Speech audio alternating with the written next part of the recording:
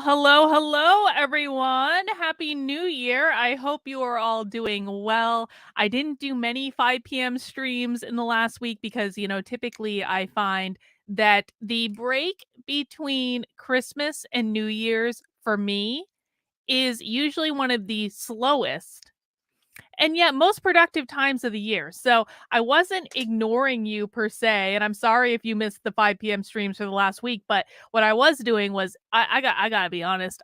It was just so nice. It was so nice to have time. It was so nice to be able to just chill a little bit and to be able to focus on some things. And I got a lot of things that I'd had kind of in the back of my mind planning for a while. I got a lot of stuff done, and I'm really excited to share some things today that I've been working on. I'm going to be going in a little bit of a different direction in 2023. Now, I don't want anyone to get too concerned. I'm not changing like insofar as what you guys are experiencing right now. Most of the stuff is still going to be happening. Like, I'm still going to do my streams. I'm still going to be doing that sort of stuff. But to be honest, I spent some time looking at, well, I have a variety of platforms. And I have YouTube, obviously. I'm on Odyssey, I'm on Rockfin, I'm on Rumble, I'm on Locals, I'm on Twitter, I'm on Gitter, I'm on Gab, I'm on Truth Social, I guess, kind of. But one of the biggest platforms that I actually don't talk about that much in my videos, but that I want to be a really significant part of what I'm doing moving forward is Substack. Substack is an amazing platform. I've used a lot of technology tools in my day. I'm one of those people that I'm always an early adopter. I always try stuff out before other people do. And I have to say, Substack is just one of those, it just works. And I really appreciate the way that Substack is being developed. I really appreciate all of the different options that are coming into play. And I really think that moving forward into 2023, it's going to be a Substack kind of year, man. Listen, I was just talking with Joshua before this, and I said to him, Joshua, I'm going to be a writer. And it's kind of funny to say that. Like, I've written 2 books. I have many more books in mind. Well, I guess I've written 3 kind of now, technically, if we're being saucy about it. I have many more books in mind that I want to write, and I just love writing. I love it. Writing allows me to not be on camera. No offense, but being on video and having my picture taken has never been one of my favorite things to do. I feel like I always am making a weird face. I always have like the worst possible angle. Like, I've never been one of like the pretty girls, right? And so I always look weird and awkward when I'm in like photos or videos or anything like that. But writing doesn't require me to do those things. and and the fact of the matter is my Substack articles get so much more exposure than what I do on YouTube. As a general rule, I get more reads on my Substack every single day that I get on YouTube, and I feel like it's more productive. I feel like I'm being more thoughtful, and so I have made the decision that moving forward, writing is just going to be a bigger part of what I'm doing. I have several different Substacks. We're going to be looking at 2 of them today. We might take a peek at a third. And the reason I have multiple Substacks is that I think about a variety of topics. And sometimes those topics are interrelated to each other, and sometimes those topics are not interrelated to each other. So I have my main Substack, which is carlin.substack.com. Thank you, Brooklyn Way, for putting that there. And actually, why don't we just do this little ticker? Bing! This is my main Substack. This is the actively Unwoke Substack. And we're going to be reading an article from this today called it's part of my new series that I'm launching called The Woke Mind. And this is where I'm going to be producing most of my content, all of the unwoke content, like about schools and about what's going on in the world and the culture war and the woke mind and woke 101. That's all going to be on carlin.substack.com. I probably should have named it activelyunwoke.substack.com when I registered it. I could still update it, I guess, but I don't know. I kind of like having my name in the URL. It's me, like, I don't want to give that up. And so that's what it's going to be. That's going to be my main Substack. However, I have other Substacks, and we're going to talk about at least one of them today. Another one I have is called Art of the Trigger, and it is currently artofthetrigger.substack.com. I'm working on getting artofthetrigger.com to propagate to that. It's not quite done yet, but it will. It is in progress. And Art of the Trigger is a Substack where I'm going to write about, well, triggering people. I'm calling it a satirical self-help website with real self-help because it is a site about triggering. It's a site about getting in people's heads and screwing with them. But the reason that we do this, and I've done some streams on this before, the reason that we do this is that when we get really good at triggering other people, we prevent ourselves from being triggered. And triggering people's fun. I'm sorry, it is. You can call me a bad person for saying that if you want, but I think it's funny. I think it's amusing. And sometimes people really deserve to get triggered, and so that's what that's about, is artofthetrigger.substack.com. I have a couple other Substacks. I have Surviving Keri Smith, which I actually just finished over the weekend, and we'll talk about that for a second. I have my Disenraged Substack, which is about spiritual stuff. I have the Red Pill Diaries. The Red Pill Diaries are like my observations about being a person that I took the red pill almost 3 years ago now, and I feel like when you take the red pill, you don't just take one. You keep getting boosters, I suppose. And it's like and it's like I feel like I just keep taking bigger and bigger red pills. And basically the Red Pill Diaries, which is redpilldiaries.substack.com, and I'll make a whole list of them at some point, are just my observations and my experiences on moving through this crazy journey. One of the things that I really like about Substack is you can also have companion podcasts. So I am going to be doing audio recordings. Like, I want to go back and re-record some of my some podcasts that I've done, because I was doing audio recordings of like Red Pill Diaries and Art of the Trigger, and I just haven't been doing them because I've been doing other stuff. But I want to go back and really make podcast versions of all of them, so you guys can either read it yourself or you can listen to me reading it to you, like whatever works for you. But that's the type of content that I really enjoy creating, and so I think I'm going to do more of that. And we'll talk about how you guys can support that work. I really want the content to be valuable and thoughtful. And and so we're going to talk more about that. But that is one of the directions I'm going to be moving in. Again, I don't want to freak everyone out. I'm not giving up YouTube or anything. We're still going to do our 5 p.m. streams. I just took a little bit of a break last week. But I want YouTube to be maybe the companion to the written work that I'm doing, which I actually think is going to end up being much more impactful at the end of the day, because again, the reach on my Substacks is so much wider right now, at least, than my reach on YouTube. And maybe focusing on that will attract new people to the channel. I don't know, but we're going to give it a try. But anyway, guys, please mount that like button for me if you would be so kind. Please subscribe to the channel if you have not already. I do daily streams at 5 p.m. on this channel, Monday, Tuesday, Wednesday, or Sunday, Monday. Well, no, Monday, Tuesday, Wednesday, Thursday. I've kind of taken the weekends off. On Fridays, we move over to my second channel, Actively Unwoke, which will also be getting a revamp in the new year, but we're not going to talk about that yet. And then on Saturdays, I rest.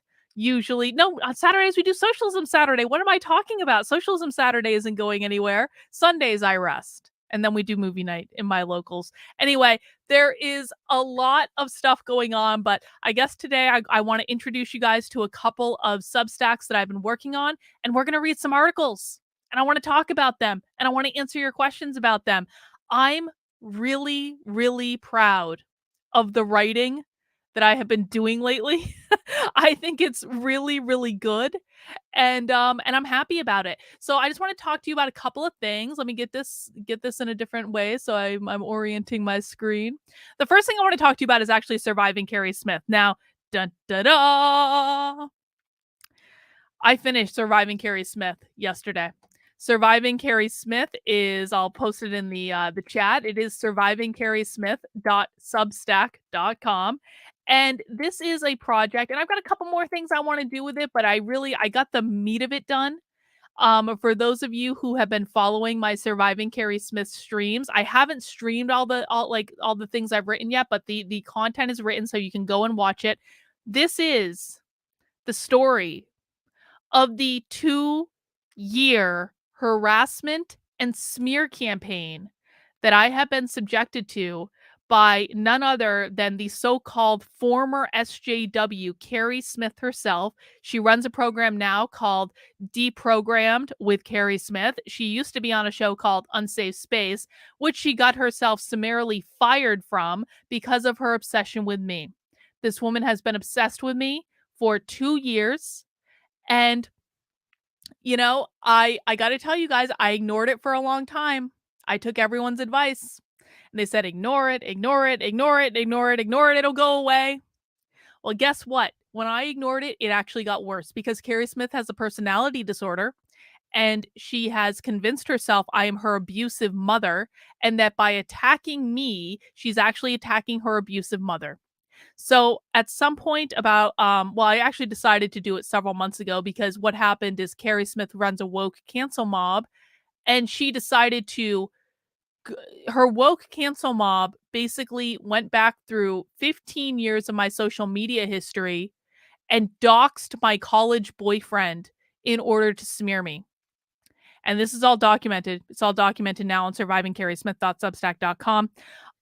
That was the moment that I decided to do this, was to document this. When they went after my college boyfriend, they crossed the fucking line. And so I have 12 chapters written of Surviving Keri Smith. It starts in November of 2020. If you go to the Substack, I want you to start with chapter 1, but I also have, if you just go to the book link at the top, this is every single chapter in order, and you can read it all for yourself and you can see all of the content for yourself and you can see what's going on. I'm not going to talk about this extensively today. I just wanted to know people that I got it done. I finished it. And you know what? It was actually really gratifying to me because on the very freaking in chapter 12, check this shit out. You can't make this up. Chapter 12 is the last chapter of Surviving Keri Smith. And basically what I'm doing is I'm documenting every single thing this bitch has ever said about me online. And you know what was funny is when I started publishing it at the end of November. And at the end of November, Keri shut the fuck up. Keri had been like riding my ass for 2 years on Twitter until I started publishing survivingkerismith.substack.com. And then she learned to shut her fucking mouth until New Year's Eve at around 11 o'clock at night on 10, 11 o'clock at night on New Year's Eve. What happens? But one of Keri Smith's final tweets of 2022 was about me and still insinuating that I am not actually telling the truth about the over 1,000 screenshots that I have in survivingkerismith.substack.com. She insinuates that I'm just making it all up and I should go write 4 more chapters about an emoji. Well, my chapters are not about emojis. My chapters are filled with screenshots and receipts of every single thing this bitch and her woke cancel mob have done to me over the past 2 years. And I'm really proud of myself for doing this. And the reason I'm talking about this is well, A, I want people to know it's done. But B, well, it's done unless Keri keeps tweeting about me. Then if Keri keeps tweeting about me, there are going to be more chapters. But I am actually really, really proud of myself for doing this. I feel like it was a deeply cathartic experience for me to write survivingkerismith.substack.com. I felt like I worked through a whole lot of feelings about a whole lot of things, and I feel like I have released enough toxicity that I can now move on with my life. And I genuinely hope that Keri moves on with her life as well. But if Keri wants to keep tweeting at me, we will keep documenting it. It's totally fine. Because now I'm caught up. And it really is quite a story. I mean, there is one of the things that was so funny about me looking at this story was there is actually an arc to this story. You can see where it starts and then a slow escalation, then Carrie loses her fucking mind. And then there's a de-escalation, then there's another re-escalation where Carrie loses her fucking mind again. And there was a moment, and then they ultimately came after my college boyfriend. And after that, I basically ran out of fucks to give, and I started going at them. Some might say belligerently. I would say with the righteous indignation with which they deserved. And you can actually see me taking my power back from the situation in the context of the story. And then we get to the epilogue. I felt really good about the epilogue, which Reagan said the epilogue made her want to cry. I cried writing it. But I'm really proud of myself for doing it. And I want people to know about it. This is a book. This is a literal book length document. And so I may do some more stuff with this. I've said, I want to do a coffee table book about this experience, and I want to use it to help people help people work through issues of mobbing and online harassment and bullying and things like that. So more to come on that, but I just wanted people to know that was done. That's not the main thing that I wanted to talk about. Has it been cathartic? Oh God, it's been so cathartic.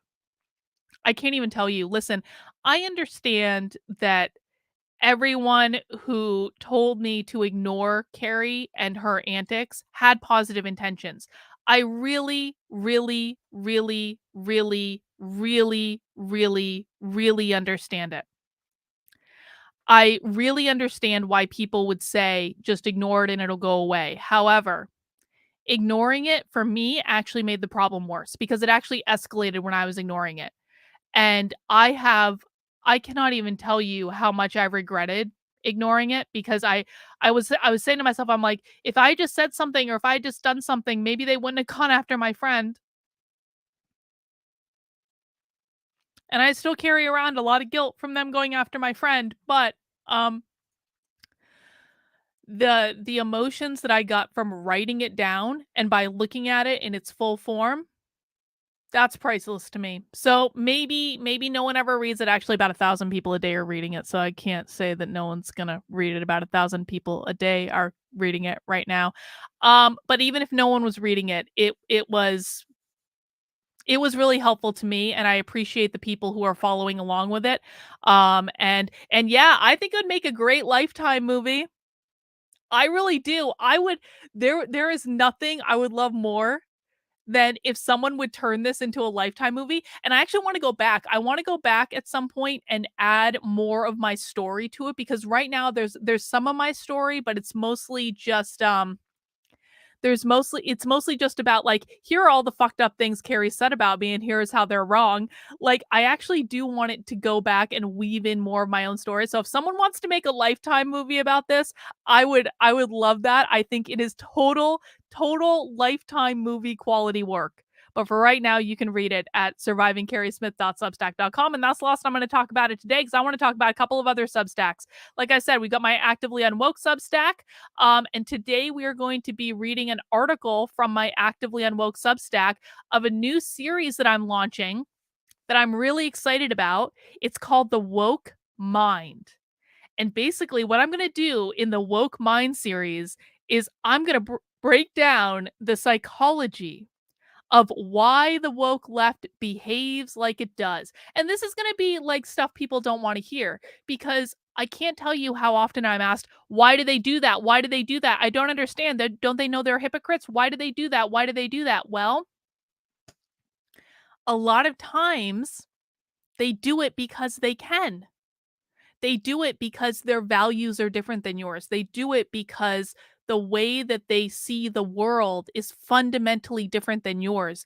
And we cannot defeat our enemy if we do not understand them and we do not understand their perspective. And so that's what the woke mind is going to be about. It's going to be about really understanding their perspective, not trying to sugarcoat it, not trying to obfuscate it, not saying they're dumb for seeing the world the way they do. My way is right and their way is wrong because that's like digging in your heels and saying they're just stupid and they're mentally insane. And I don't even know why we want to talk about this, Carlin, because they're obviously mentally insane. I'm sorry, bro. That's not going to help you. It is not going to help you. We need to start facing reality and becoming hinged back into it. And if you do not understand why the woke left operates the way it does, then we are doomed to lose to them. And we're not already losing by a little bit, we're losing by a lot. So something needs to change. And I want this series to be part of that. I really want people to understand this. And if you appreciate this, please share it out. Share it with your friends, share it with your family, use it as talking points, direct them to my Actively Unwoke Substack. It's going to be great. So, we're going to talk about that article. And then I want to introduce you to the art of the trigger. I've done some stuff. Oh, thank you, Miss Mary, for becoming a member of the channel. I do appreciate it. I've done some stuff on Art of the Trigger. I've talked about it before. The Art of the Trigger is a website about triggering people. It is currently artofthetrigger.substack.com. I'll pop that in there. And this is going to be more fun. It's going to be more lighthearted. It's going to be a little bit trolly. A little bit trolly. But ultimately, The Art of the Trigger is a satirical self-help website with real and valid self-help. And so today we're going to be reading an article on there called Triggering Makes You a Superhero. This is possibly one of my most favorite things that I've written lately. I'm really happy with it. And I think you guys will love it. And so that we're going to be reading that as well. I do want to read this at some point. Some people just want to be fucked with. It's another Art of the Trigger classic. And so I want to start to share some of this work with you, and I want to answer your guys' questions. But before we get into that, guys, I just want to say thank you for everyone that has been subscribing to my channel, following my journey. I do have, in addition to focusing more on Substack, I've got a lot of cool things coming up in 2023. I just want to make you aware of a couple of them for right now. This is actually a post on my Substack, and it's called, I've just posted it today, 3 Ways You Can Be Actively Unwoke in 2023. One is by making sure you are subscribed to my Substack. And I would love to get, like, I do have people who you can subscribe to my Substack for free. And I do really want to keep as many of my Substack articles for free as I possibly can. All right. My goal right now, and this is an audacious goal, but it's the goal that I have to be able to accomplish what I want to accomplish. I would like to get 1,000 new paying subscribers to my Substack. Okay. Now, if you're already a member, if you're already a paying supporter on my locals or my Patreon, I'm not asking you to double dip. Okay. I'm not asking for that. What I would really like is to get 1,000 new monthly subscribers to my Substack. So that's $5. If you value and appreciate the articles that I'm putting together, the education and the training that I'm putting together, then $5 a month to be able to keep all of the articles on my Substack for free. If you want to join locals with that $5 a month, you can do that. If you want to join Patreon for that $5 a month, you can do that too. All right. I guess maybe it's not specifically like 1,000 new Substack subscribers, although I do like the idea of processing it through Substack, if I'm honest. But I would like to be able to reach that goal because that would really help me out in keeping all of my content free. Now, if I do not reach that goal, then what I'm going to start doing is making some of my content paywall content that will be available to members of my locals, will be available to members of my Patreon, and will be available to paying members of my Substack. Okay. So I'm not like, if you're supporting me on another platform, you're still going to get access to all the premium content that I do on Substack. My preference, however, is to keep all of my articles for free so people can share them with as many people as possible, and that's great. But if I can't make that a financially viable way to go, then I'm going to start paywalling content. It's not what I like to do, but maybe just use it as a little bit of encouragement If you've been thinking about supporting my work, but you haven't gotten there yet, maybe it'll just be a little bit more of encouragement if you can only read the really good stuff behind the paywall. So that's one of the things I'm going to be working on. Another thing I'm going to be working on is Schools Exposed will be opening the online course room on January 25th. All right. This is my program to train 10,000 parents how to find out what the schools are teaching. The online classroom will open to the first set of participants on January 25th, which is right on schedule. I said I was going to launch it in January. I'm still going to launch it in January. And then our very first live meeting, because Schools Exposed comes with monthly live meetings where we talk about what's going on. We talk about different strategies, we troubleshoot things like that. The first live meeting is going to be on February 1st. All right. So if you're not yet signed up for Schools Exposed, you can head over to schoolsexposed.com. You might get an error right now. There's a funky thing going on with the website where it says it's not secure. That's not true. It's just my certificate is like something's going on with my SSL certificate. I haven't fixed it yet, but the website is totally fine. And if you don't want to go to the website, you can go to the Indiegogo campaign. The link for it is going to be in the description below. But that's schoolsexposed.com, and you can find out more about the program and sign up and get access to that before it launches on January 25th. The last thing I want to tell you guys about for right now is I am going to be doing an Unwoke Your Work series. I'm taking all my corporate training stuff, I'm bringing it back. It is work and life development resources without any woke bullshit. Like, this is just the good stuff, guys. It's about the psychology of it, the human experience, how you work with people, how you communicate with people, and how you can be your own best self. We are going to be kicking that off with a workshop on January 19th. It's called Embrace It, a confidence building workshop. You can use that in your professional career. You can use it in your personal life. What I'm doing is I'm creating a library of this content that will be available on demand that people can access anytime. When you sign up for one of the workshops, and I'm going to be doing a new workshop every single month, you're going to get 2 sessions. The first session is going to be a webinar presentation where I'm going to walk you through some concepts and give you some tips and some tools and some techniques. And then a week later, we are going to gather on a Zoom call, which is going to be private, which is not going to be recorded. And we're going to work through some exercises in a group setting where you can practice some of the ideas or talk about what you want to talk about related to the topic. Okay. So every single workshop is going to have both of those. It's going to have a webinar presentation and a follow up Zoom call that's private. The webinar will be recorded and available on demand. The private Zoom will not. So if you want to take advantage of that private Zoom, you got to make sure you block it on your calendar, because I'm not going to record it and send it out later, because I want to protect the privacy of everyone. The very first workshop is going to be on January 19th. You can sign up for that right now. There are 3 ways that you can sign up.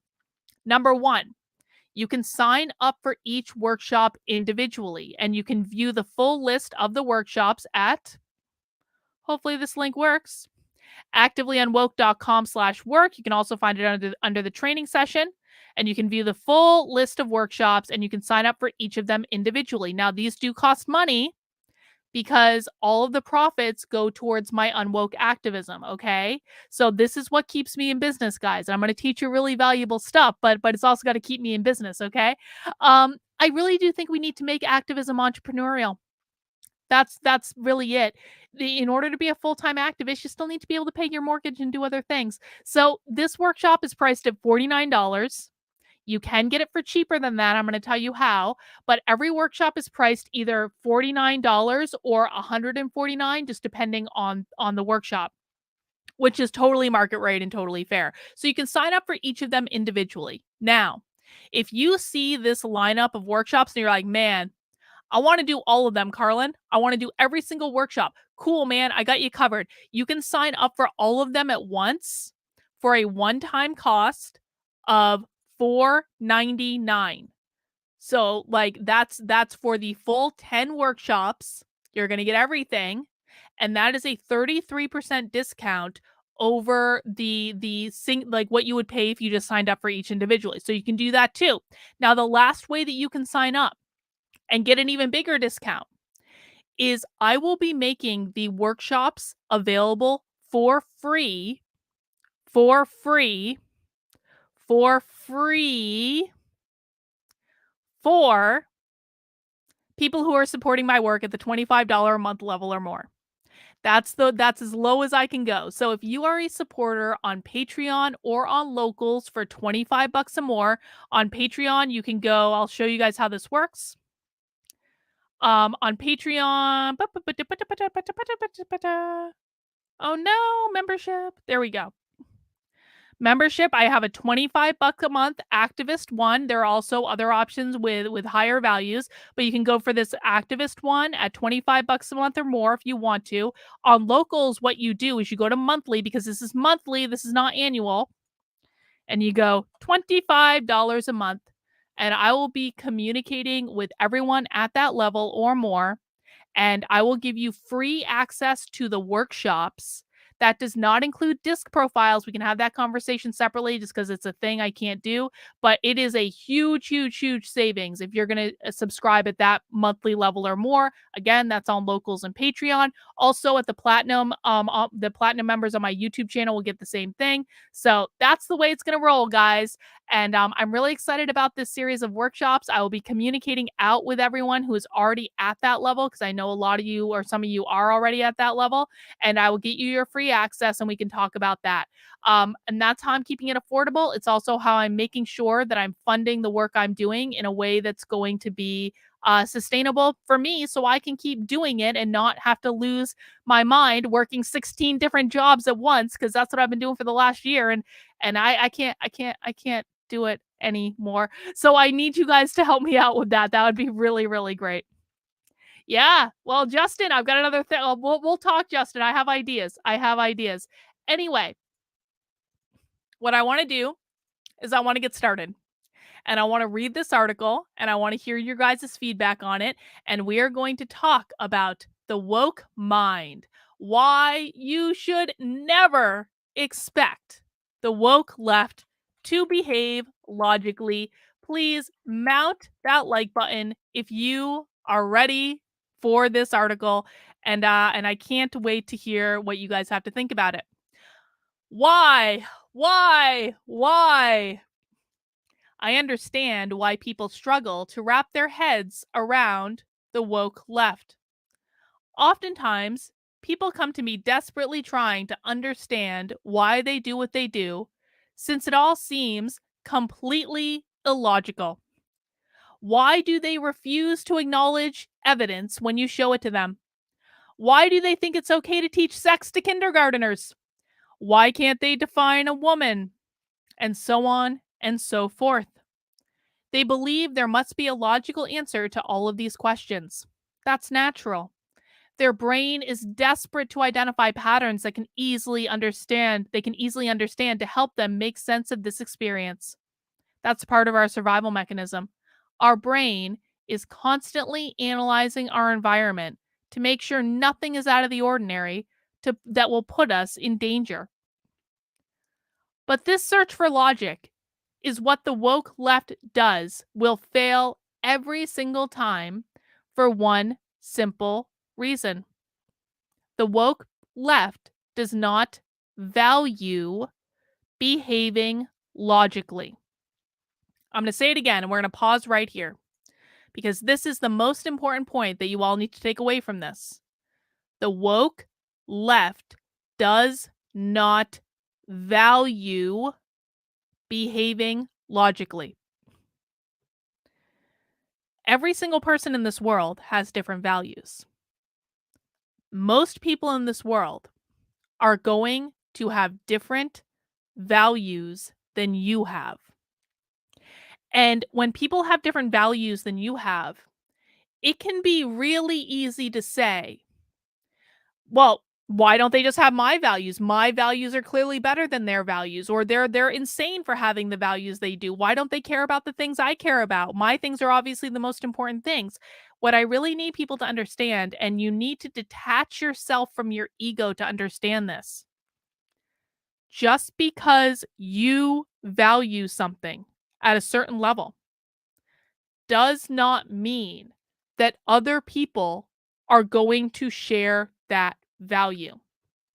and it doesn't make them a bad person. It doesn't make them mentally ill.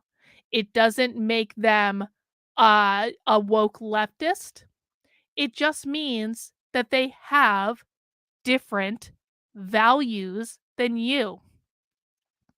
And we have to resist the urge to demonize every single person that has different values than us.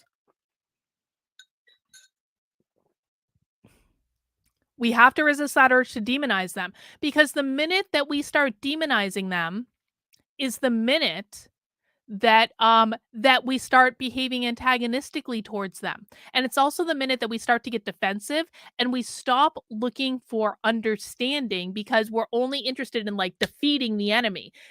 Or we also, it can also make us self-conscious to say, why doesn't someone share my values? Aren't I good enough? Am I doing something wrong? What do they know that I don't? Like, we can start to actually feel inferior to someone if we judge that to be different, or if we judge that to be bad. We might say, well, like, why aren't I part of the cool kids club? Why don't I have those values? I think one of the most important mindfulness techniques that I teach is that you have to stop judging things as good or bad. Most things are not objectively good or objectively bad. They just are. Just because something is different does not objectively make it bad. And that is true when we're talking about different value systems. Now, we can argue, and probably should, about what is the logical outcome of what the woke left values. Okay. And we can say that's objectively bad. But that's not what we're doing right now. What we're doing right now is to understand that their values are fundamentally different and not passing judgment on that. They're different. They're not better, they're not worse. That's not good, it's not bad. It's not right, it's not wrong. It doesn't make them part of the cool kids club. It doesn't make you part of the cool kids club. It doesn't make them part of the loser society. It doesn't make them part of the loser society. It's just different. Okay? They have different values than you, and they do not value behaving logically. And therefore, if we accept that the woke left does not have behaving logically at the top of their list of priorities, then we have to acknowledge that expecting them to behave logically is a fool's errand. It's like expecting a cat to behave like a dog. You can hope and dream and wish upon a star all you like, but you can't make a cat behave like a dog. It's a cat. You have to accept a cat for what it is and be realistic that it will not change into a dog just because you want it to. And in the same way that you cannot change a cat into a dog, you cannot change a woke leftist into a conservative. Okay? Or you cannot change a woke leftist into a libertarian. Now, they may evolve over time. They may do what happened to me, which is they have some jarring moment of reality in which they come to the conclusion that maybe I'm not going down the most best and noble path. All right? They might come to that on their own, and they might evolve out of where they are right now and end up in a different place, but you can't force that. For all these people who say, what do I need to do to red pill my friends, my family, my coworkers, my brother, my sister, my husband, my wife? What do I need to do to red pill them? You can't do anything. You cannot force someone to change their mind. You can't browbeat them.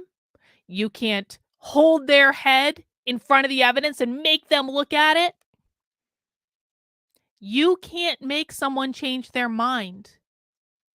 The very best thing that you can do is to plant seeds and hope that those seeds over time cultivate and lead the person to making the choice to see the world differently. But if they do it, it will be their choice. It will not be yours.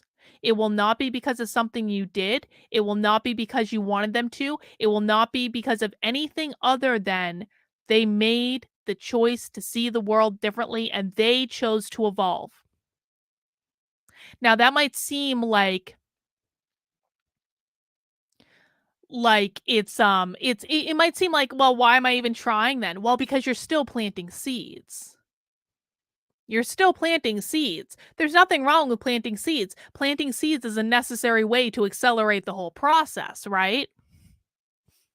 So it's not futile, and I would never argue that it is. I wouldn't be trying to make this my full-time job if it was, right? But I want you to be really realistic that just like you can't make a cat a dog, you can't take a woke leftist and force that red pill down their throat. You can't do it. It won't work. They are what they are. They value what they value. And the woke left does not value logic. They do not see virtue in being logical.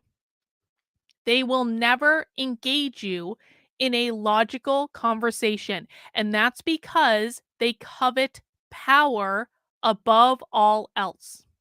Not logic, power. And if you want to understand this, I have another article on my Substack.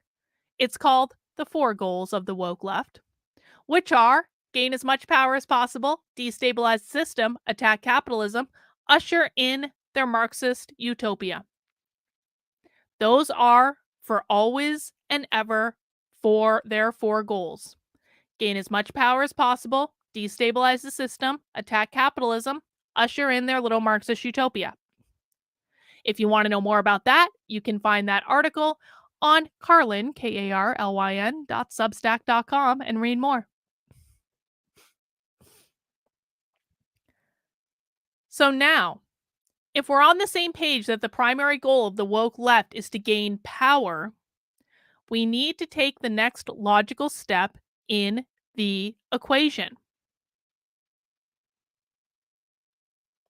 Well, this isn't going to be productive. So this person says values, and then you have the way to go about it. I will never forgive them for what they put us through. That's not going to help you. I understand why you're saying that. But again, you must have missed the part where I said we need to detach from our own ego and our own value system for a moment in order to really understand why they're doing what they're doing. I understand why people are angry. What I need you to understand is that being angry will only lead to them winning. It will not lead to us winning. It will lead to us continuing to make mistakes because we're so pissed off at what they've done that we don't emotionally detach from the situation and recognize what is required to change the situation. So I'm not trying to pick on you because it's a completely understandable reaction to feel that way. I get it. I really do. I'm pissed off at them too. But our goal here is not to feed our own outrage addictions, because I promise you guys, if you are addicted to outrage, you are not going to be a valuable asset in the fight against the woke left. You're just not.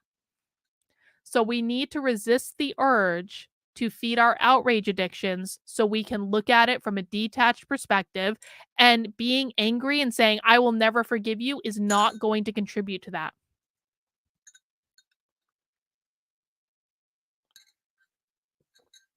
So now, if we're on the same page that the primary goal of the woke left is to gain power, we need to take the next logical step in the equation. Does a logical conversation about their beliefs lead to the woke left gaining power, or does it lead to them losing power? Okay? If we know that their top priority, the thing that they covet above all else, is gaining as much power as possible, then that is the standard by which we need to measure their behavior. Does having a logical conversation lead to them gaining more power, or does having a logical conversation lead to them losing more power? And Bot is correct. In most cases, it will lead to them losing power. So let's see how this plays out. Let's return to the questions I offered at the beginning of this essay and evaluate whether answering them logically will gain or lose the woke left power. So, question number 1, why do they refuse to acknowledge evidence when you show it to them? That's something that's going to make a lot of people angry, right? It's perfectly understandable that people would be angry about that. What, like, I can show you evidence that critical race theory is taught in K through 12 schools. Why won't you look at it? I can show you detransitioner video after detransitioner video after detransitioner video. Why won't you look at it? It's understandable that people get angry when the woke left ignores evidence that is literally put directly in front of their face. But what you need to understand is they're ignoring it because it does not serve their values to embrace it. It's classic confirmation bias. It is classic confirmation bias, which is people are only going to look at evidence that supports the conclusion that they've already come to. They are going to ignore evidence that does not lead to the conclusion that they've already come to. They literally can't see it. Try not to judge them as harshly because, again, judging them harshly isn't actually going to be productive. But just understand that they literally cannot see it. If you show them evidence that critical race theory is taught in K through 12 schools, acknowledging that it's critical race theory will lose them power. They would be admitting what we already know is true, that they are using public schools to push a political agenda, which exposes their game. They can't give you an honest, logical answer to the question. Instead, they say critical race theory isn't taught in K through 12 schools, or critical race theory is just teaching accurate history, because that is what they are required to say to serve their highest virtue, which is maintaining power. And James, you are absolutely correct about this. I agree with you. Confirmation and bias exist in both the left and the right. 1000%. You will hear no argument from me. It exists on both sides, and both sides should check that shit.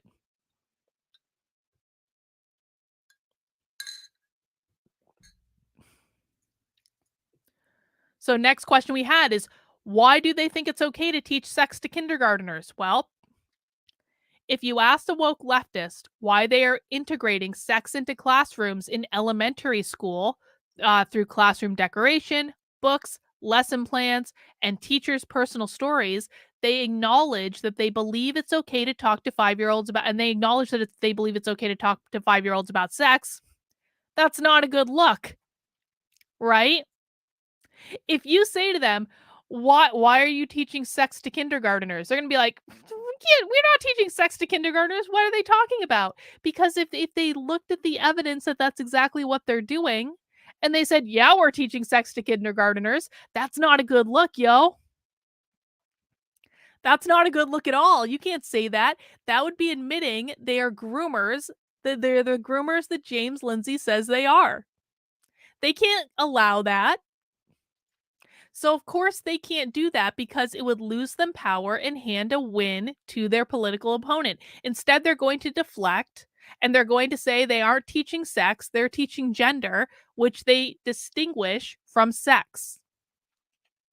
Okay, are you guys following along with where we're going? If the most logical conclusion of the conversation is that the woke left is going to lose power by engaging in a good faith discussion, they're not going to do it because maintaining their power is the most important virtue, not having a good faith discussion.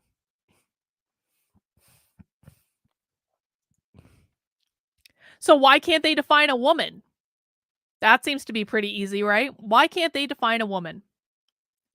Well, you may see the pattern here, but the reason they can't define a woman is because defining a woman as an adult human female would lead to them losing power. Admitting there are two biological sexes would itself lead to them losing power.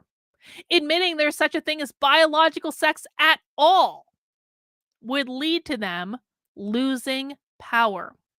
Yes, they will say, trust the science, and there is no biological sex within the same breath without any sense of irony, because the goal is not to construct a logical thought. Therefore, this irony doesn't register as a problem. And again, this is one of those things. This drove the conservative right crazy. Why can't they just define a woman? And the conservative right focused so much on why won't they just do it? Why won't they just admit that women are adult human females? Why can't they just do what we want them to do? This perturbed the conservative right so much that they drove themselves crazy in pondering the why. Why won't they just do it? Why won't they just do it? Are we going mad? It was probably because they thought they were going mad that they drove themselves mad as a result, right? When instead what they should have done is just said they're a power hungry mob. And if they acknowledge that there are biological women or that biological sex exists at all, they're giving their own power away. They'll never do that. Because once you acknowledge that, it may not be the answer you want. And I understand why it's not the answer that you want. But once you just acknowledge the reality of the situation, that allows you a whole new freedom to be able to interact with them in a way where you can actually make progress. If you just say, I know they're not going to acknowledge what a woman is, I know they're not going to acknowledge that biological sex exists. That way you can start to navigate it and start to set them up. Rand Paul is the master at this, by the way. Ted Cruz does a really good job of it as well. Because if you know and accept this and you focus on the acceptance and you can say, okay, I know that Ketanji, what is her name? Ketanji Brown Jackson. God, I probably just butchered a Supreme Court justice's name. If I know that Ketanji Brown Jackson is never, ever, ever, ever, ever going to say that there is such a thing as an adult human female, then I can use it against her. And they did. That was one of the few times that the conservative right was like, I know you're not going to define what a woman is, so I'm going to ask you to define what a woman is because you're going to give some boneheaded answer that I can then use against you. Now they weren't successful in that particular experimentation, but they were on the right track. That's how you acknowledge it. You go into the discussion saying, I know you're not going to define what a woman is. And so I'm going to ask you to do just that on the world stage where everyone can see it and then use that against them. Because in that instance, Ketanji Brown Jackson was not the target of that. She was the one who was asked the question. But the target audience of that is like every single normie that's like, you can't, why can't you define a woman? She was not the audience. Changing Ketanji Brown Jackson's mind was not the point.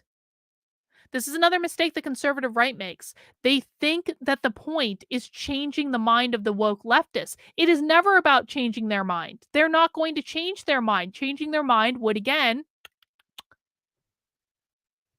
get rid of their power.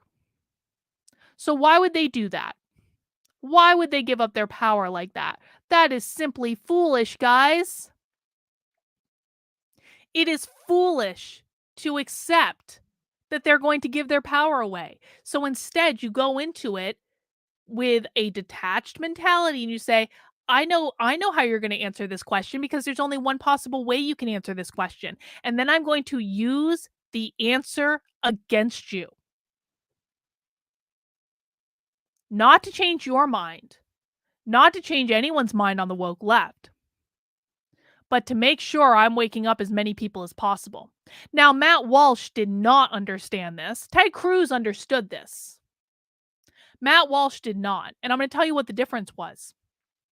Matt Walsh made a movie that only targeted people who already agreed with him. I've said it before and I'll say it again. Not a single person's mind was changed because of Matt Walsh's movie. Exactly 0 minds were changed with his movie because he released the movie behind a paywall and only made it available to people who already agreed with him. That made no sense. What a wasted effort. Well, I mean, it was great for them. They made a lot of money. They made a lot of money replaying talking points to people who already agreed with them. But no minds were changed. So what a shame. What a shame. Anyway, that is a different story for a different day. Being illogical itself gains power. This is another thing that the conservative right does not understand. The woke left gains power over you when they are illogical and they piss you off. The woke left is completely aware that these tactics piss you off, conservatives. They want you to say, "That's not what I asked," or "You didn't answer the question," or "How can you possibly believe there's no such thing as a woman?" That's a feature, not a bug. They know that frustrating you destabilizes you and takes away your ability to think clearly. By the way, the same is true of them. If you frustrate them, you're going to piss them off and you're going to make them do exactly the same thing they're doing to you. So it works both ways. They know to onlookers, you look like you're the one in hysterics when you get frustrated. They know that the act of frustrating you will gain them even more power. It gives them more power over you because you walked right into it and they were able to exert control over you. It also gives them power over any onlookers. Remember, when you're posting on social media, people are always watching because they're drawing them, because they're drawing them in to their fucked up ideological or illogical world. I'm going to read that last sentence again because I butchered it. I apologize. Because it also gives them power, and it also gives them power over any onlookers. Remember, when you're posting on social media, people are always watching because they're drawing them into their fucked up, illogical world. Your discomfort is the point. It's part of why they do it. James Jones, so how do we piss them off? Well, I wrote a little book called Actively Unwoke, the ultimate guide for fighting back against the woke insanity in your life. And I actually spend time talking about how you piss them off in the book. But we'll talk about that another day, James Jones, I promise you. But not for today. We're not talking about the how today. We're just talking about the why. There is only one exception to this rule. None of this is to say that the woke left never uses logic. They do. However, they will only do it under one specific set of circumstances. And you should know those circumstances by now. When it benefits them to do so. If you present them with a scenario and the most logical answer also gains them power in the situation, they will be logical. For instance, what if you're at a school board meeting in extremely woke Burlington, Vermont, where the far left controls local politics and there's not a single non-socialist on the school board? If you ask, does budgeting based on equity mean that we are funding students differently based on their race, believing that that may seem kind of racist because it is? You're forgetting your audience. So if you go into a school board meeting in Burlington, Vermont, where again, they're legitimately communist, okay? And you think that you're gonna ask a question to this school board to expose their hypocrisy. And you go in and you're like, isn't Like budgeting based on equity, funding people differently based on the color of their skin. And you do that thinking, I'm going to make this school seem really effing racist. Now, you have asked the right question. The question is correct, but the audience is not. Because the audience that you are asking the question to doesn't think there's anything wrong with this. The school board doesn't think there's anything wrong with this. The community doesn't think there's anything wrong with this. You might get onesies or twosies here and there, but by and large, you're going to be asking this question to people who think there's nothing wrong with funding people based on their skin color. They don't think it's racist. They think it's activism and justice. And you have to be realistic again about this. You have to be able to view this from a detached perspective to say, I know that these people don't see anything wrong with this. Yes, and then you do have to record it, Alex. Excellent point. You should record it. Absolutely. The woke leftist you're talking to is going to logically know that the school board will support this idea, and they're going to say yes. And then they'll use the opportunity to follow up and really nail it home by saying something the school board would logically agree with, like some communities need more to get ahead than others, and therefore it's only fair to give those communities what they need. That's a completely logical conversation that leads to the woke ideology being ingrained in the school budgeting process because they behaved logically based on the people listening with the specific goal of gaining more power in the situation. So does everyone see what happened? The woke left will behave logically. They know what logic is. They're not stupid. And this is why the conservative right needs to really stop saying they just all have a mental illness.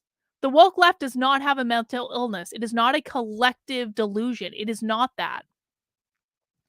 They just have different values. They understand logic. They understand reason. They understand taking a principled position. They just disagree on what the highest priorities are. And so if you go into a conversation saying they won't be logical at all, well, no, if it gains them power, they will be logical. If it gains them support, they will be logical. But not if it won't. Never confuse your values with their values. Again, James, I agree with you that everything the left does, the right does too. I agree with that. You will not find an argument with me there. But right now we're focusing on the woke left. Never confuse your values with their values. People have different values and different ways they see the world. You value logic. You think that's the best way to live and a good idea. The woke left disagrees. You do not share the same values. In discussions such as this is not a debate on whose values are better. You think yours are more valuable. They think theirs are more valuable. Screaming, "Why aren't you being logical at the sky?" isn't going to change the situation. You must observe it from a detached perspective to know that a cat is a cat and you can't wish it or scream it or re it into being a dog. Just because you want the woke left to value logic over power does not make them do so. You must accept them as they are and for what they truly value on what their behaviors tell us they value. It is illogical to do otherwise. They are what they are, and it will not change anytime soon. Accept this fundamental fact, and you'll be a whole lot more effective in dealing with them. Resist it, and you'll continue to scream into the sky in frustration. And that's it for my article. Why you should never expect the woke left to behave logically. I'd like to just take a beat and ask if anyone in the chat has any questions or comments about the articles or the article that we've read so far or the principles that we've discussed. Let me take a drink of water while you do.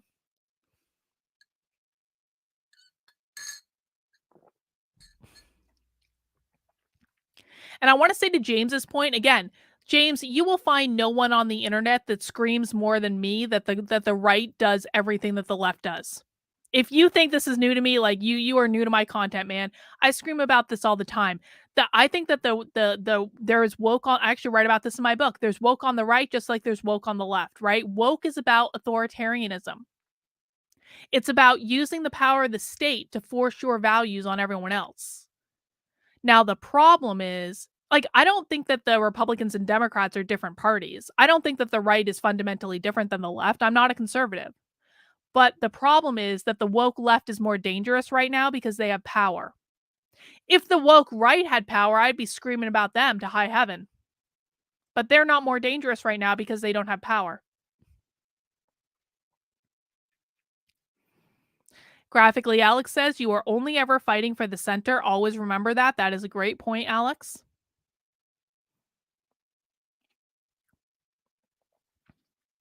Justin says, I feel like I've been making the argument about how libertarians can't convert people because our values are different for years and no one listens. Well, that's because they're in a constant state of like, why don't you agree with me? Why don't you can convert people?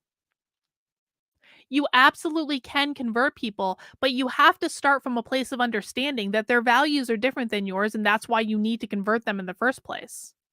So you have to work on changing their value set. You have to try to convert them in a different way.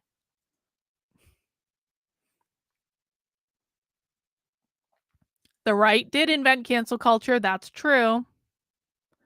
That is true. They often try to corner us. How can we get out of that? Well, that's a different article for a different day, Jennifer. But I will say that I think how we get out of it is that you have to stop letting them define the rules you play by. Just like you can't define their values for them, they can't define your values for you. You're under no obligation to accept the rules they want you to play by. None at all. And we'll talk more about that as this series unfolds. I just did gratitude always, but you're gonna troll in my chat. I'm gonna end up blocking you soon because I'm not putting up with that shit anymore. I have done my time. I have done my time putting up with internet bullshit. 2023 is going to be the year I no longer put up with internet bullshit or nonsense. I'll tell you that right now.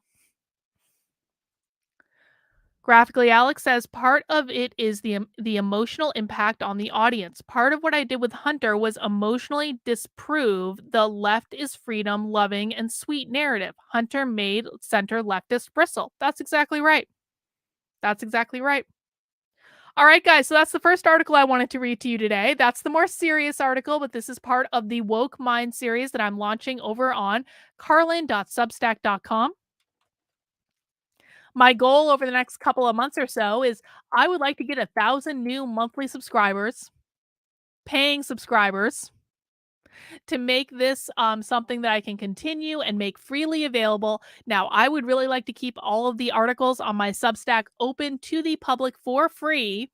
But I'm going to ask that if you enjoy my work that I'm doing on this Substack, then please consider supporting it either with a $5 a month donation on Substack, which you can process right as part of your subscription. You can get an annual subscription as well if you want to. You can join my locals for $5 a month. You can join my Patreon for $5 a month. All that information is in the description below. And if I can get 1,000 new paying supporters, that would be amazing. That would allow me free up so much of my time to be able to focus my energy and attention on producing more of this content, writing more articles, doing more podcasts, stuff like that. And it'll allow me to spend less of my time doing other things, which would be really, really great. All right. Let's move on. Torchwood Gal says, how is the best way to approach family members whose values seem to devalue my own? Well, that might be a different conversation for a different day, Torchwood Gal, but I'll put that on the list of things I need to write about. All right, so I want to do a fun article now. And I want to go to Art of the Trigger. And hang on. This is Art of the Trigger.substack.com. And Art of the Trigger is a satirical self-help site. and with real self-help. And Justin says, "Shit, if I could get 5K a month to my Patreon, I would be a full-time nuisance to the New Hampshire legislature." Hey man, let's make that happen. I think that this is reasonable. I'm sorry. I get a fun fact, I have like 7,000 people a day reading my Substack. I really do. I have 7,000 people a day reading my Substack.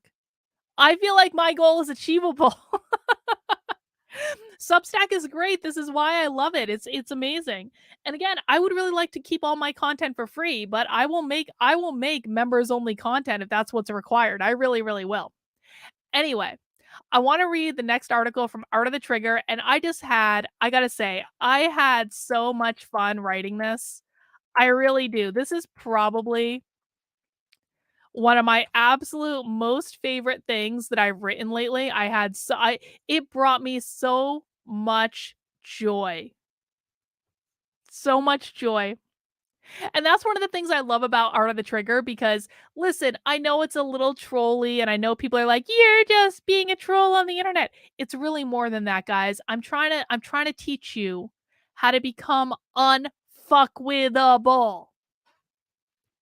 Because if you can be easily triggered by something I say or something I do or something someone else says or does, you are not unfuckwithable.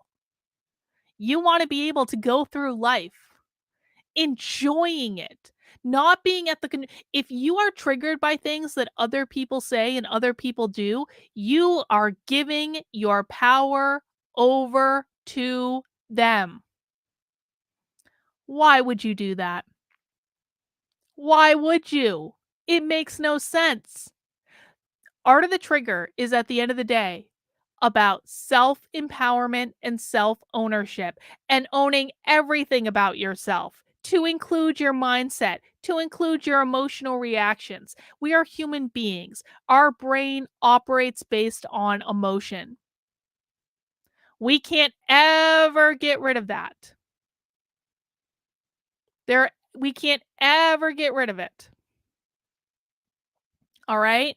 So if we have to have a brain that operates based on emotion, then we have to work with it and try to figure out how we can control that and not let Joe Schmo off the street fuck with us. That just makes no sense. So I want to read this article. Triggering makes you a superhero. It literally gives you the power to control other people. What do you call it when you control the actions of another person just by using your mind? I call that being a superhero. Triggering people literally makes you a fucking superhero. You can make people do the dumbest things in the world through sheer willpower. The most powerful superheroes are not the ones who fly or the ones with the most physical strength. Think about the Hulk. The Hulk is strong, but he's dumb. Doctor Strange, on the other hand, can control time and space with his mind. He is the most powerful. When you trigger people, you are mind fucking them into turning over their power and their autonomy to you to do with what you will. Revel in that power. Give yourself a little pat on the back for mastering how the game is played. Let me demonstrate. I once triggered a woman so badly that she gave away her money. Seriously, this person is so riled up with hate for me that she convinced herself she was punishing me by giving away her money anytime I did something she didn't like. So I tweet something she doesn't like, which costs me nothing and oftentimes gives me a personal level of satisfaction. And I gain the extra bonus of costing her money by doing things I was going to do anyway. This is one of the dumbest things I have ever witnessed. And you can see here, this comes from Surviving Keri Smith, survivingkerismith.substack.com. And as I was going through all the tweets, I found so many of this woman who was like, I'm going to pay someone money when Carlin says something I didn't like. And so this is an example from August where this woman says, starting today, for every single tweet that Carlin makes about Keri or the Queen from England or fame whore Mike Harlow or stepmom Deb Philman, the individual targeted by her will get $1 from me, up to $1,000 each, or until January 1st, 2023. So fun fact, she's still paying them today. She's still paying them. Every single time I tweet something this woman doesn't like, she spends her own money. I guess she thinks she's spiting me, but really it's not doing anything to me at all. And it's like, this woman has literally given me the power to spend her money. She's still doing it today. She just tweeted last night. She's like, I've got to catch up on all of the things that Carlin has said that I do not like and make my payouts. It's like, it doesn't cost me any money for you to, like, it doesn't cost me anything for you to spend your own money, bro. And we're not talking a little bit of money. I have personally witnessed this person giving away over $1,000, probably even more, because she believed that this would harm me in some way.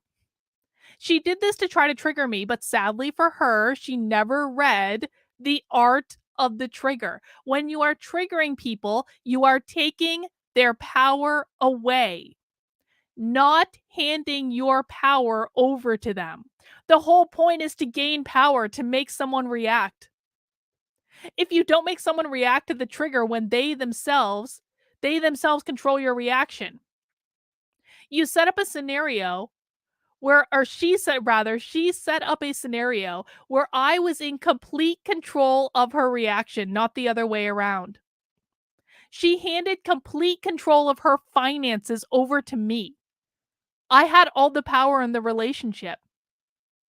I could choose to tweet things she didn't like and spend her money, or I could be more of a benevolent overlord and not tweet things she didn't like and allow her to keep her money. I was the one in full and complete control of this transaction. And what made this better is that she actually thought that she was the one in charge, which made it easier for me to spend her money for her because she acted with such complete hubris. To this day, this person makes many decisions with regard to her business and her finances because of me. And she thinks that somehow that means she's triggered me, when the reality is that I'm the superhero in this particular equation. I mind fucked her out of over $1,000 by sending tweets she didn't like that I would have sent anyway and gave me great joy to send. That's winning. I love this article. I love this article so much. I had so much fun writing this. But I really want you guys to think about that. This is important. When you're triggering people, you are putting yourself as the puppet master. The entire point is to get power over them in some way. If someone is literally spending money because she doesn't like your tweets, that doesn't impact you at all. In fact, you can use it. You can be like, how much do I want to make her spend this week? Do I want to make her spend $100 this week? Do I want to make her spend $1,000 this week? It is so stupid. You really need to think these things through, man. You need to think them through. So I had a great time writing that article. That's for Art of the Trigger, which is artofthetrigger.substack.com. And I really enjoyed it. Do you guys want to read one more article from Art of the Trigger? I wrote it and I wasn't sure I was going to read it today because I wasn't sure I was going to have time. But do you guys want to hear one more article that I wrote recently for Art of the Trigger? Let me know in the chat. And in the meantime, please mount that like button for me.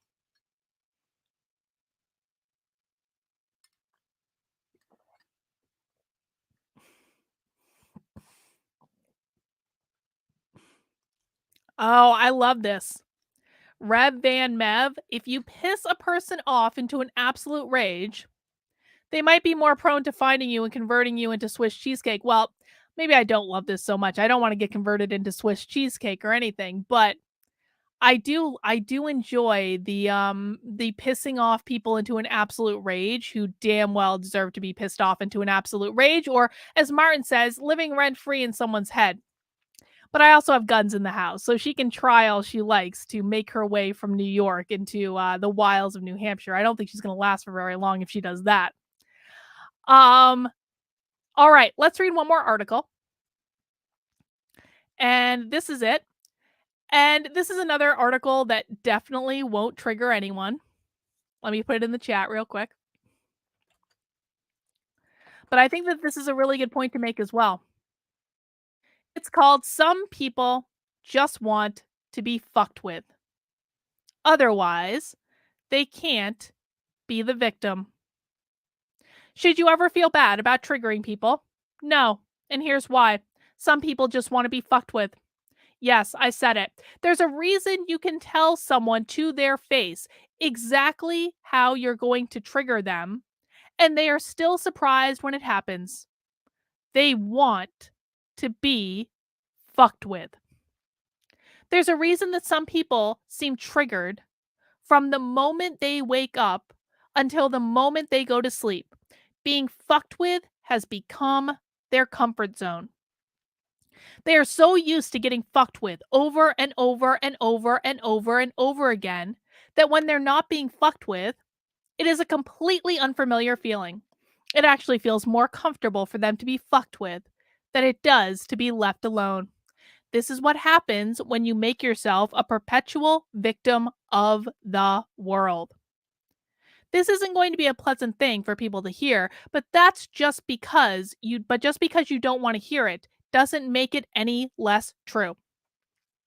And it's important to recognize that it's the truth because there may be times when you fall into this trap. Yes, there may be times when you want to be fucked with, and you'll want to be able to consciously identify when this is happening so you can pull yourself out of it to avoid future triggering. That's part of what the point is of Art of the Trigger, guys. If you can identify what is happening when you are triggered, that is going to allow you to avoid getting triggered in the future. It's going to make you unfuckwithable. But if you just allow the triggers to keep happening over and over and over and over and over again, then you are giving other people complete power over you. That just doesn't seem like a good idea to me. Why would anyone want to be fucked with? Easy. It makes them a victim. And then they get to cry publicly about being a victim to their friends on the internet, whoever.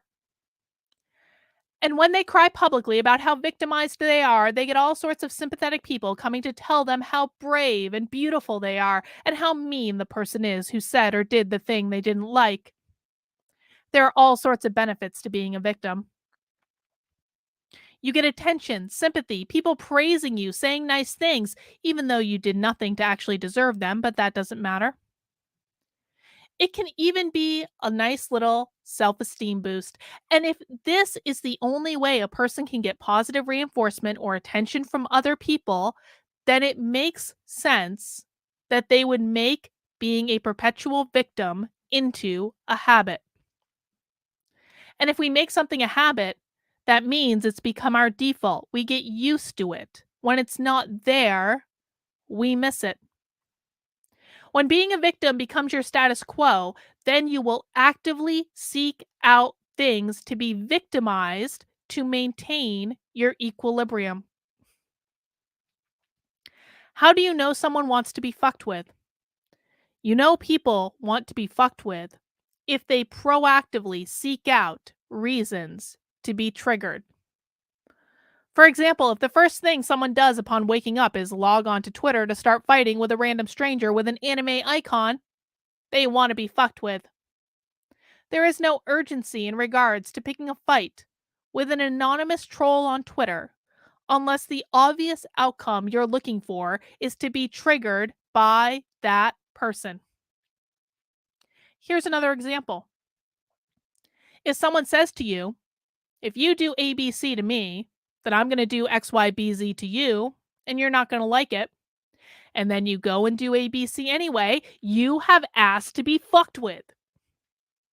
You are literally given a boundary and a consequence of breaking that boundary in no uncertain terms, and you made the decision to break the boundary anyway. There is no other conclusion to draw except that you want to experience the consequence of breaking that boundary. If you are taking proactive steps that will logically lead to you being triggered, then you want to be fucked with. You are telling us that through your observable behavior. So, what's the solution?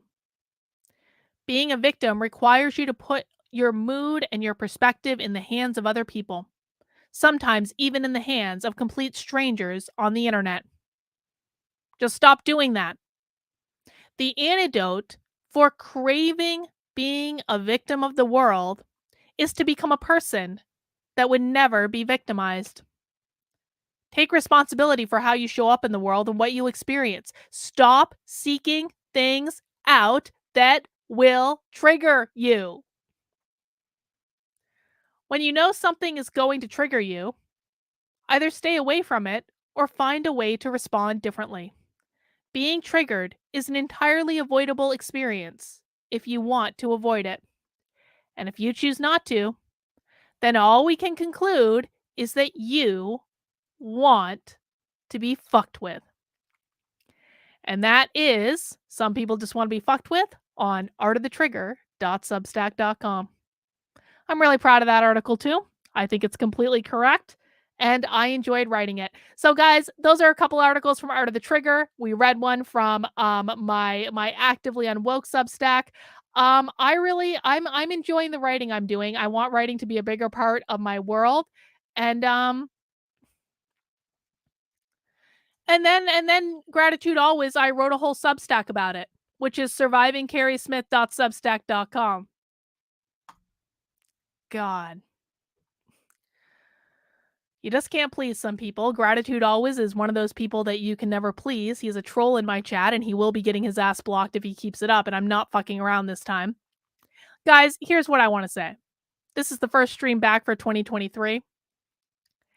And I'm making this the year that I'm not going to put up with internet bullshit and nonsense anymore. If your goal is to just be a troll, you don't belong here. Run along to any of the other channels that will allow you to be a troll. But there's a reason that I'm doubling down on writing and on my communities and on my activism and not on YouTube. I'm not going to be going anywhere. However, I'm also not going to put up with the bullshit 1 second longer. It's been almost 3 years. Ain't doing it anymore. Not for 1 single second. All right, guys, that is all we have for today. Now, I do have a private call coming up with my locals community. I thought I had, maybe it was this. If you would like to join my locals community, head over to kb.locals.com/support. You can sign up for $5 a month, $50 a year if you want to. You can also join Patreon if you want to. It's patreon.com/unwoke. You can find all the links over at activelyunwoke.com/support. And we'll be starting our private Zoom call in about half an hour or so at 7 p.m. Eastern. And these are private. These are not recorded. These are not for public consumption. So come one, come all, join me on my private unrecorded Zoom for my supporters on Locals and Patreon. And I'll see you guys in a little bit. Please mount that like button on your way out the door. Please subscribe to the channel if you have not already. I will be back tomorrow at 5 p.m. Eastern time and again at 9:30 for Nothing Remotely Controversial with Joshua. But take care, guys. I will see some of you in about 30 minutes. And for the rest of you, we'll see you tomorrow.